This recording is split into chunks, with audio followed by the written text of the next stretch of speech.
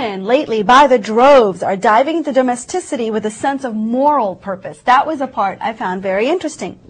The reason is it's a form of resistance. It's a symbolic resistance to industrialized food, which is decimating our environment. So by doing this at home and being self-sufficient in this way, they're basically protesting over-industrialization and pollution of the environment. Who would have thought that our modern circumstances would have forced the average woman to turn and back and look at the old ways of doing things? I'm impressed. All those women that are so educated now, it will be hard for them to go back to the olden days. I don't think it's nostalgic and it's so romantic to think about it. But let's face it, they are very educated women.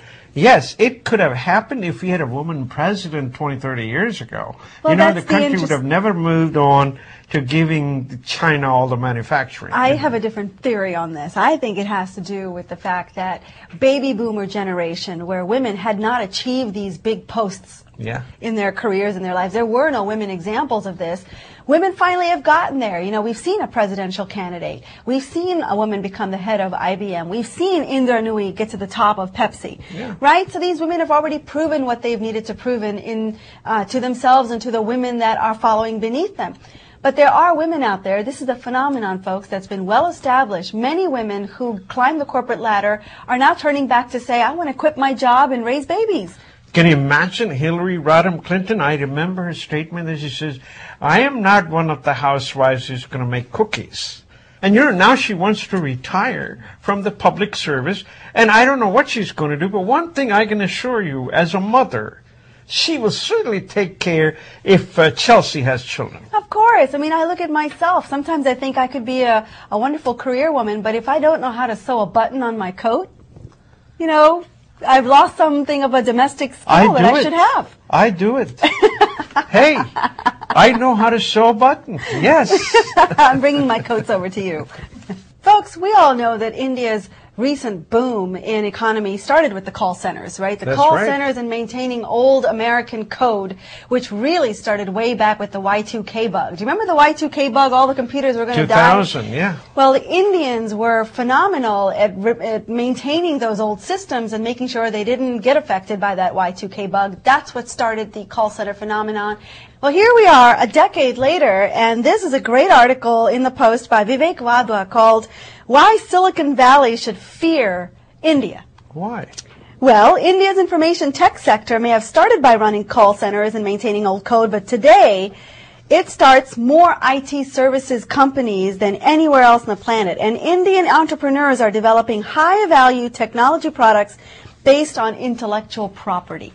For the first time, they're not just doing other people's pre-manufactured products and services. They're actually creating their own, which is the real big phenomenon change. Today, Indian engineers design aircraft engines, automotive components, manufacturing plants, next-generation microprocessors, telecom products, and medical devices.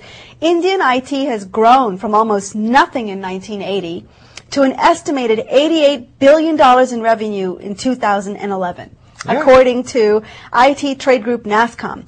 The engineering R&D services component of this has increased from $1.4 billion in 2004 to $11.3 billion in 2011. That's a phenomenal growth in just 7 years. But that is because all the multinationals, instead of having their R&D centers here in America, have chosen to go to India. They have, but Indian entrepreneurs are starting businesses in India. In fact, that's the funny part. Entrepreneurs in India are starting their tech companies typically when they are on average about 39 years old. And the point the author makes here is that, in the United States, it can happen much later in life, after you've established your business, after you've worked a certain number of years. But in India, there's no barrier to entry. And so entrepreneurs get their start much earlier, at much younger ages, and are able to put these businesses to use. And with a market that's basically so ready to absorb them, they're doing phenomenally well. I mean, this was actually a wonderful story. It tells you to look out also for certain IPOs that are soon to be coming.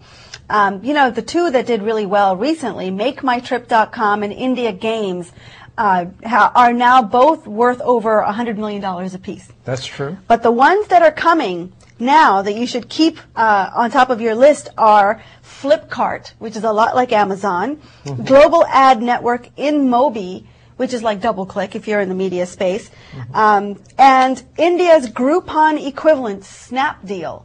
So these are soon going to be American names, but in India, they are the companies that are ripe for IPOs in the Indian market. So you can imagine that the world is going to change very quickly, and that's why Silicon Valley should be afraid. Afraid, but at the same time, folks, the Wired magazine has put Bezos of Amazon right in the front because they say Mr. Bezos owns the internet. Not only Amazon, but he owns the internet.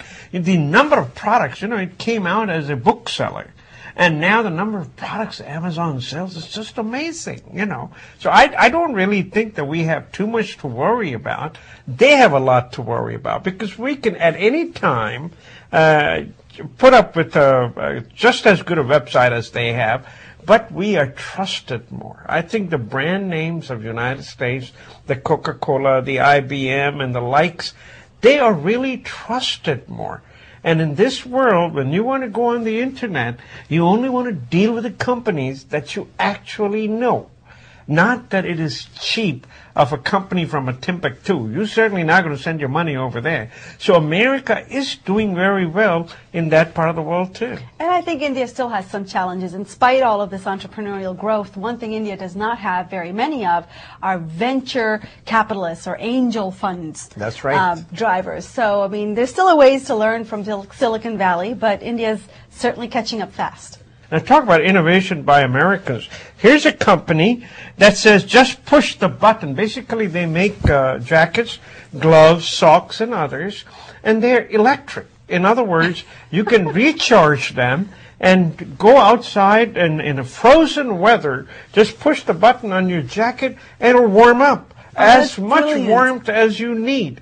And then you can, go back home and you just recharge it and it's ready for the same thing tomorrow. I mean, that's an innovation, and you isn't only it? need one jacket because you can probably temperature control what you want.